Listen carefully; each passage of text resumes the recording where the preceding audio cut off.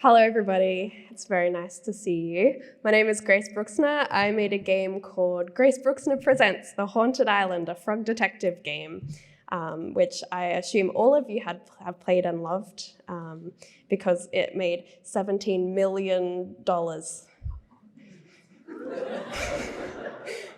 Not really. So my talk today is about how to build games around humor and write jokes that aren't super generic. So I'm the creative lead of a studio called Worm Club, definitely a real company. And we're in the process of making another frog detective game at the moment. So let's get started with some disclaimers. So let's have a disclaimer. I can't make your jokes funny. I can give you tools and ideas for how to structure your jokes, but I'm not a magician. I can't turn you into comedic genius. Some people just aren't funny. That's fine. The other tiny disclaimer with this one is that the talk itself is kind of full of info and isn't exactly funny. Like, I'm trying to give you as much information as possible. So apologies in advance for the lack of jokes. If you were here for a stand-up routine, I'm really sorry. There's probably like a weird stand-up bar somewhere. But this is a serious talk, so no laughing. What did I just say? Okay. So I'm going to give you a bit of an overview of what I'll be talking about today. I'll start with an introduction to myself, giving some context to this talk and sort of attempting to prove that I know what I'm talking about, which is up for debate. I'll also be going into genre subversion and how it's an interesting way to onboard your players and signal that your game doesn't necessarily fit in the traditional mold of your chosen genre. After that, we'll be talking about how to write characters from yourself to make them more authentic and how to make that funny without resorting to offensive stereotypes. And lastly, just some general tips and tricks about how jokes can be structured, a kind of 101 on comedy writing for your video games. Alrighty, so a little bit on me. My name is Grace, as we have established. I guess my most well-known game would be The Haunted Island, which is IGF nominated. Please clap. No, don't.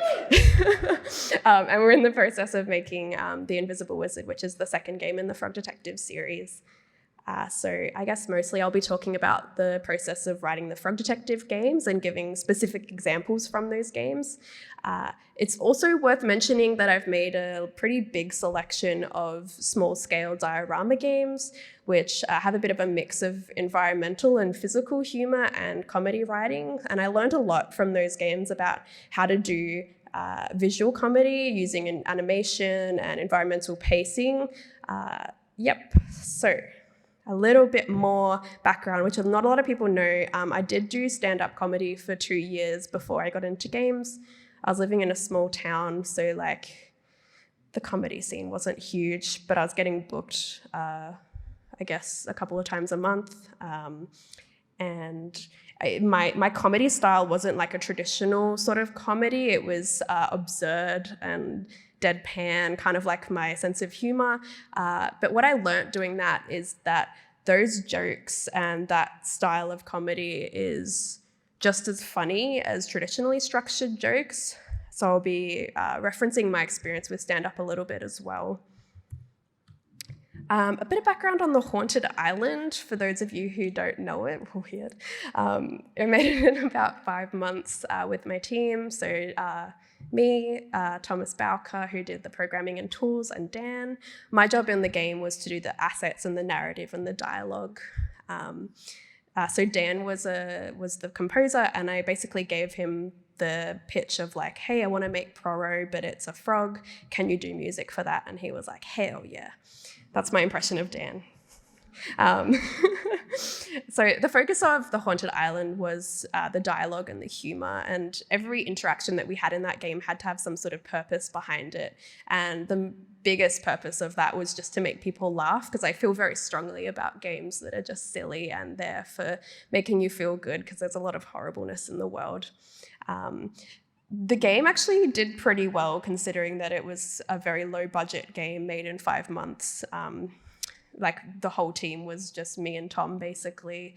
I did all the marketing and stuff. So the reception was really positive from both the players and the critics. I'll be going into a little bit of why I think that is a bit later.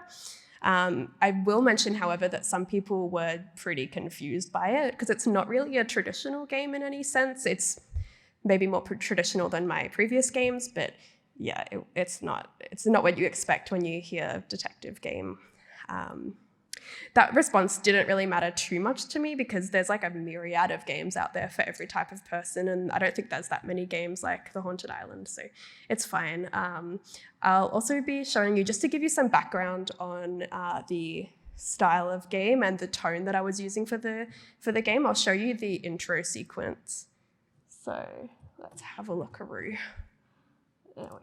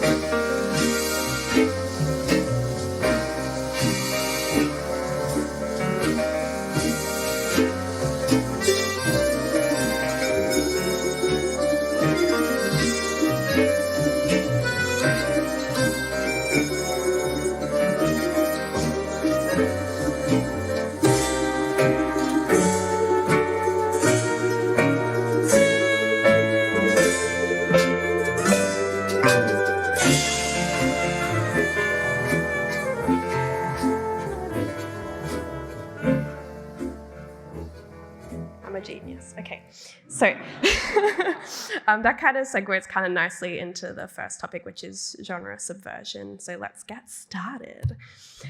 So I guess beginning with this, you should really think about how most genres that are commonly used for games, they have a lot of cultural baggage, and it can be good and bad, but when you find a genre that you want to subvert with the right amount of effort and work into subverting it, you can create something amazing and unexpected.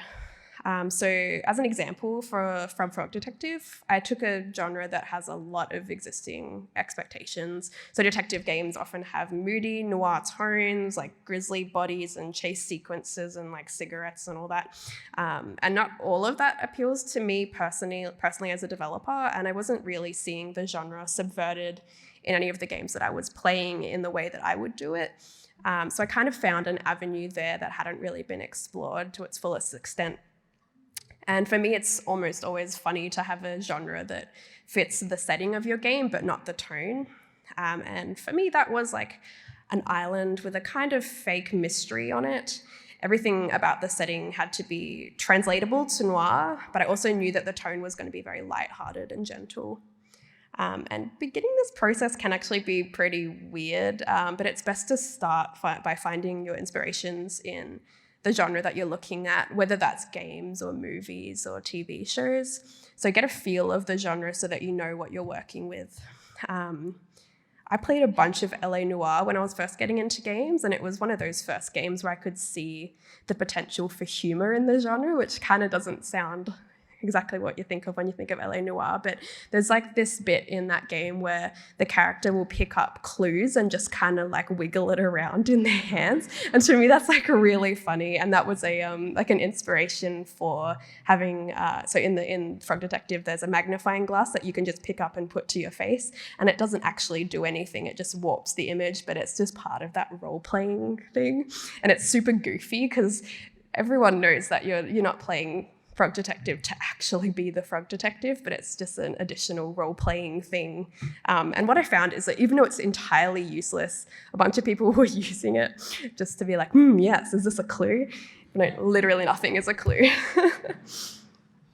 So when you're doing your genre-specific research, you've got to find what makes that genre what it is. So those elements that you find that you decide, okay, this is what this genre is, those are the elements that you'll keep and use in your game. And for me, the most recognizable part of the detective genre is the music and the camera angles. So I wanted to take those elements as they were and put them in the game.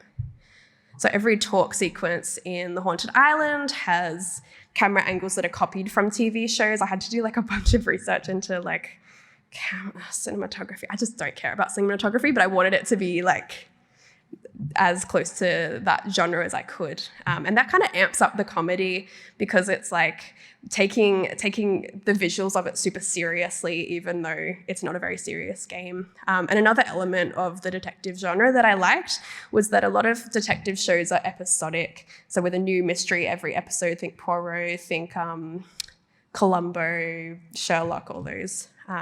So for that, I gave the game a theme song at the start and a teaser for the next episode at the end. Spoilers. And basically this step is all about making sure that your audience knows what you're subverting. So the players need to recognize what the genre should be so that they know when you're playing with it. So this is where it gets a little bit trickier. It is a bit harder to do, but when you start to actually subvert the genre, that's when it starts to become funny. The best way that I've found to do this is to decide which parts of the genre that you don't like. So in relation to The Haunted Island, one of my biggest pet peeves of the genre is when detectives don't care about their jobs or are like super rude, but they're amazing at solving cases. Like I just want the main character and everything to be super lovely. So in the game, the detective is like super loves being a detective, but isn't necessarily awesome at it. So detectives are friendly to everyone and apologetic when they're suspicious of someone. So already with that, you have a more pleasant character, but there's that silliness there in how the detective interacts with suspects. And a maybe more prominent change was that I made it so that nothing dramatic ever happens in the game. So there's no like murder or grand conspiracies yet.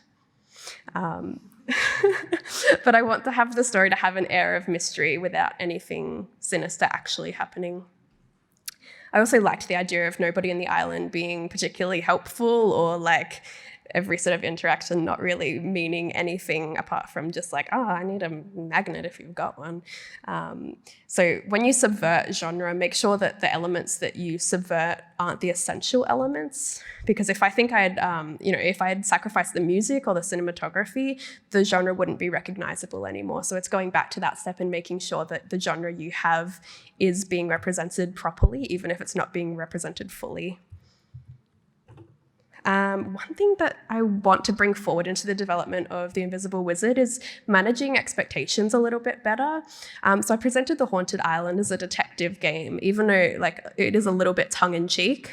But the problem was there wasn't actually any detective work, any traditional detective work. So people that were picking up The Haunted Island to be a detective were kind of disappointed. It didn't that doesn't bother me too much, but it was cited in some negative reviews, which, as we know, can impact the success of your game. So with the next game, I'm planning to add more of those traditional investigative elements of detective games into the sequel to appease that crowd a little bit more. I think this was like a pretty big lesson for me. And while I wouldn't normally care too much, I think actually leaning into that a little bit more will improve the games.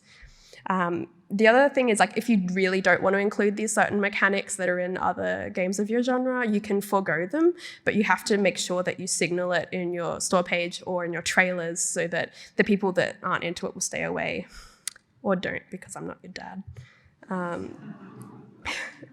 right, so I'm going to move on to how I write my characters, which is probably the thing that I thought the most about while doing this because I hadn't actually written a game fully before. So it was like, how do I make like 13 people that are not just me every time?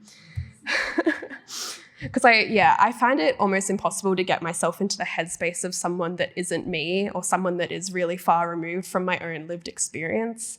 And I struggled with this a lot because I would 3D model characters and try to develop their personality from their appearance. And it wasn't working because all my characters are just like smiling animals. So there wasn't like a whole bunch of personality just in their visuals.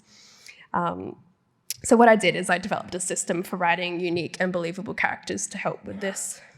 So when you're writing characters, especially characters that are funny, it's really good to draw from what you know, because otherwise you can fall into the trap of making fun of people and traits. Otherwise it can lean into more offensive stuff.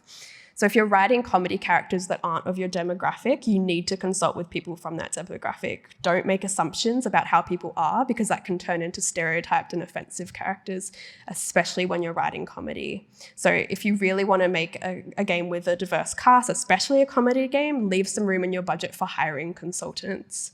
And that kind of goes for any narrative game, but I feel like it is quite important for comedy because comedy can offend like pretty easily.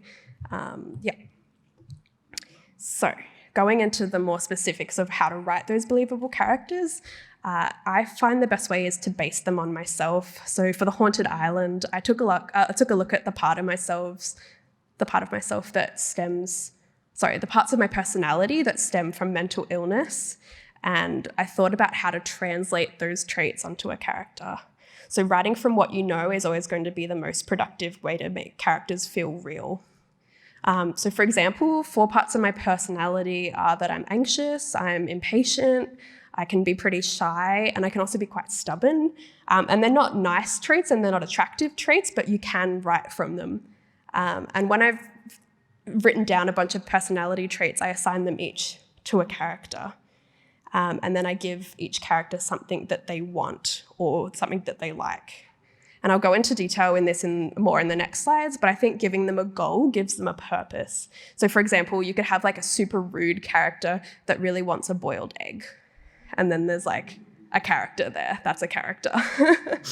And once you have a trait and a purpose or something that the character wants, you can challenge your character. And that's where the dialogue comes in. So in the games, I use the detective as a kind of straight man, but not like a literal straight man, just like a comedy straight man. The detective relies on logic to solve these problems. So none of the characters in my game are particularly logical, so writing a dialogue between an odd character and a stable character creates some tension, and it can be really funny.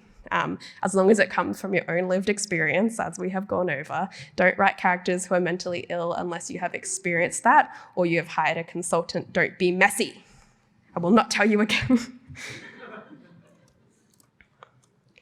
So I'll go into specifics about the characters that I wrote, and I'll start with Martin, because Martin has probably the most dialogue in the game. And Martin is a really anxious character who just really, really wants to feel safe. So what I did with Martin is I looked at what Martin was experiencing and I embodied that character while I was writing him, and I tried to figure out what I would do in his situation. So Martin's afraid of a ghost, and what I would do in that situation is I would Google it. I'd be like, is there a ghost? And then every positive piece of information that lined up to what I was experiencing, I'd be like, yeah, there is a ghost. So in the game, Martin has all these ghost books and he goes through and reads and he's like, yeah, I haven't seen a ghost yet, so there must be a ghost. Because that's exactly what I would do. So I have, we call it illness anxiety disorder or hypochondria, but every time I find a rare illness, I go on Google and I'm like, yeah, I have a headache. Yeah, that's Martin. And when I embody a character, I have to think about how to challenge those sorts as well. So the detective, once again, is acting as this straight man that comes in and challenges and dissects each thought that the character has, and that creates that tension and that dialogue.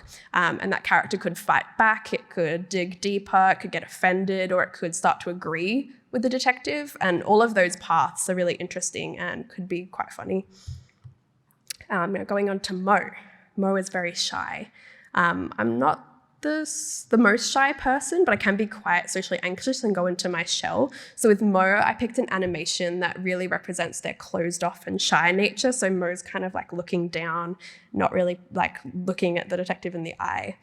And I think Mo is the character most in the game that embodies the idea of physical comedy, because it's pretty funny when you talk to Mo and they just immediately close themselves off, even though they were just happily standing there. And comedians use body language quite often to change the mood of a set, and physical comedy can absolutely set the tone of a character without any dialogue. So you're immediately going into this idea of how this character is going to be. And Mo was also good to write because I sort of became a matchmaker for Mo. If you haven't played the game, Mo has a little bit of a crush on one of the other characters. So your job is just to go and see what dance style that character likes the best and come back and tell Mo. And then Mo practices the dance. It's very good. I'm a genius. But when you write a character that wants something a little bit embarrassing or a little bit vulnerable, writing the dialogue can be super fun and actually enjoyable to do, and that comedy kind of writes itself. All right, so let's get into some tips and tricks. These are sort of general bits of advice that don't really neatly fit into the other topics. The first one I'll go into is pacing, because often people that are new to writing comedy or new to doing comedy really struggle with pacing because they don't give their audience time to breathe after each joke, and your players need to laugh, and it is quite difficult to get right. So we weren't using voice acting in our game, it's all text-based. So I was reliant on the text box timings to get the jokes across. And one trick that I learned was just to use ellipses to put beats into your writing. Often when Let's Players are doing it, you can see it really clearly if people are streaming the game because they're reading out the dialogue and you can see where they're pausing to laugh or pausing to let a joke settle in. And it's also when people are reading, they're doing the same thing. So good stand-ups kind of do that as well. So after they pause after making a joke to be like, hey, this is a joke, you should totally laugh now. And it can also be good for adding awkwardness or sort of like ending a non sequitur. But you don't have to use ellipses. You can manufacture this pacing with text box animations or character facial expressions or even camera angles. I think an example of a game that does this really well is Breath of the Wild, because when you're talking to people, they aren't speaking to you, but there's all these different character animations that really sell that comedy. Yeah, and you can use these techniques to change the pace as well. So look at games that you find funny and you can just copy their pacing if you're feeling unsure. The other big advice I'd give with pacing is if you're struggling with it, just take a break and leave the dialogue for a while. I do this pretty often when I'm writing because I'm never sure whether a joke is actually landing because I've been looking at it for too long. So leave the dialogue for a while and maybe come back an hour later and play the game, and then you'll read it with a set of fresh eyes and see whether, you know, the pacing's off or actually the joke is totally fine and you were just like in your head too much. Structure. Okay.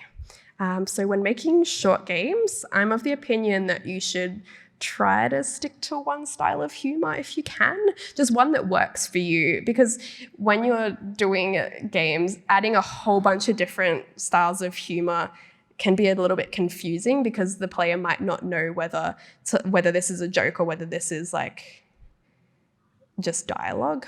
And what I did was, with my sense of humor, like I made sure to signal it during the marketing and during the promo work, and the people that weren't into that style of humor could stay away because they can see it outlined before they buy the game. And I think part of the reason that Frog Detective was successful was because I spent a lot of time signaling the humor in the marketing and the trailers. So be very clear about what you're doing. And for bigger games, you can have a mix of different humor styles. A good talk about that is Zach Johnson's GDC talk about West of Loathing, because they obviously made a very big game and they could kind of jam-pack jokes into it. Whew. Yeah.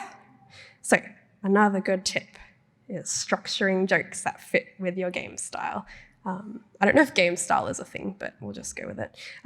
So my game is explorational, so I structured jokes that could have a payoff regardless of the order that the player sees it in. So for example, there is a little note on the notice board, in the Haunted Island that says, "Where are my sunglasses? Please give them back." And then you can find a tiny picture of me with sunglasses on because I have stolen them. And that joke is probably only funny to me, but it's fine.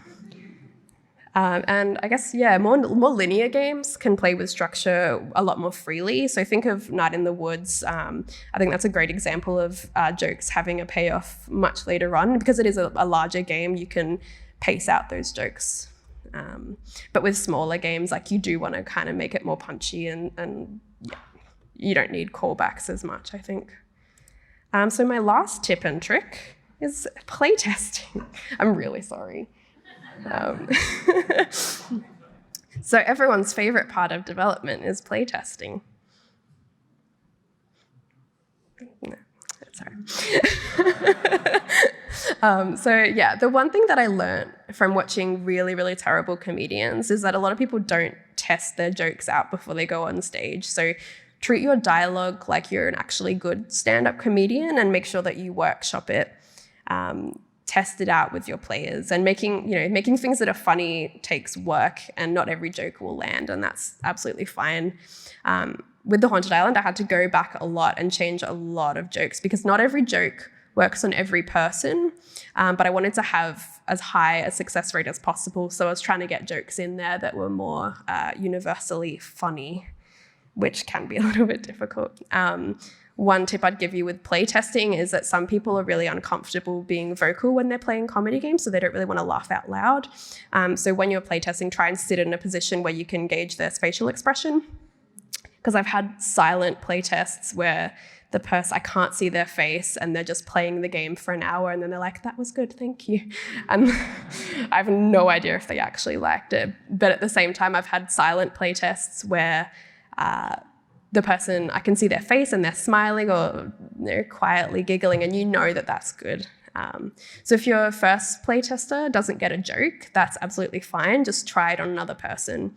And if there's still no reaction, try and restructure that joke or change the pacing of it and then try it on another person. If it's still not working, just scrap it because it's not worth it to disrupt that flow. Wow. Yeah, once again, really sorry about this picture.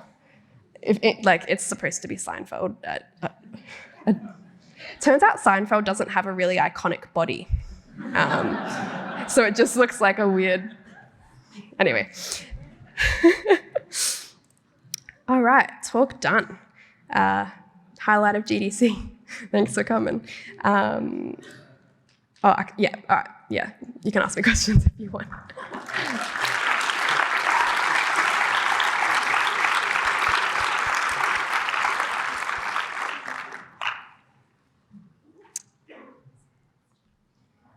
Oh, you've got to go up to the microphones to ask questions. That is something that I forgot to mention.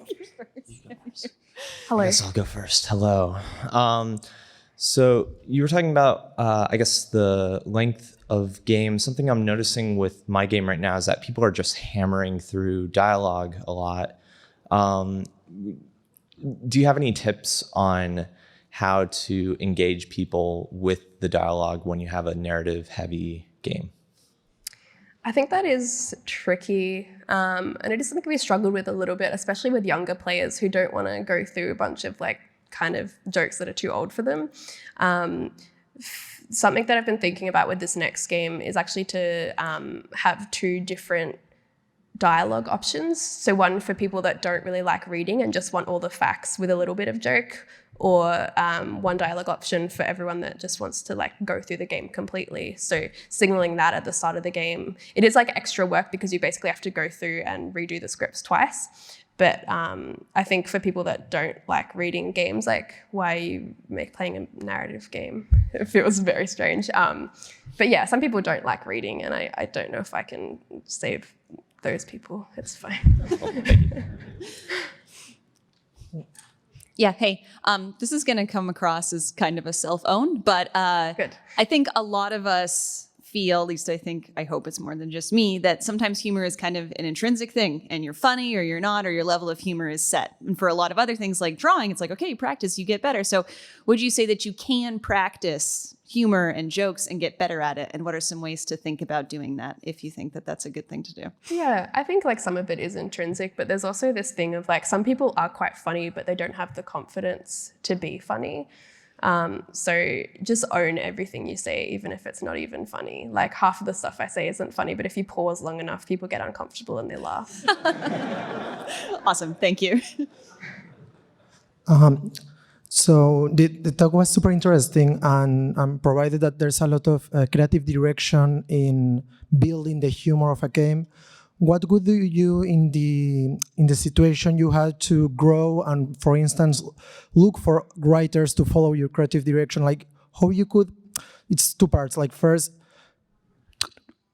look for the best way of finding people that you think can fit into that kind of creative direction and humor, and what piece of advice would you give in the sense of guiding them in a way of getting them closer to your humor, kind of humor? Yeah, it's difficult because I guess I've written the whole game myself. But I think basically in any situation where you're working with a narrative consultant or someone that's doing the dialogue, you should just ask them to do a sample, like make sure that they know, like they know how to write things that are funny.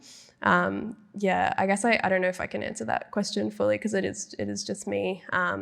Sometimes you can just tell if you're talking to someone whether your sense of humor is the same as theirs. So that's, yeah. Okay, thank you. Hi. You mentioned that when writing a lot of your believable characters, you focus on aspects of yourself that could be considered negative traits. I was just wondering how you avoid falling onto particularly self-deprecation and jokes of that sort. Yeah, it can be difficult. I think there's a delicate balance between making a character who is a really negative part of yourself. But I think the biggest thing for me is like having a character who is talking to them be gentle and be kind. So it's never like, haha, you believe that you have a weird disorder, haha. It's like, oh, you know, this doesn't make any sense. But when with the detective, I'm sort of challenging that character, but I'm also doing it in a very kind way to make sure that, like, the whole game is kind of just about making the characters feel okay about themselves. So when you have those negative personality traits, I think for me it's easier because I know that the character that they're talking to isn't going to be harsh to them about it. Yeah, I guess I'm not a super self-deprecating person either. I think it's just like, believe in yourself. Oh, thank you. Excuse me, just 1 second. All right, so we're about to wrap up, so this will be the last question here, but we do have a wrap-up room if you want to use it later.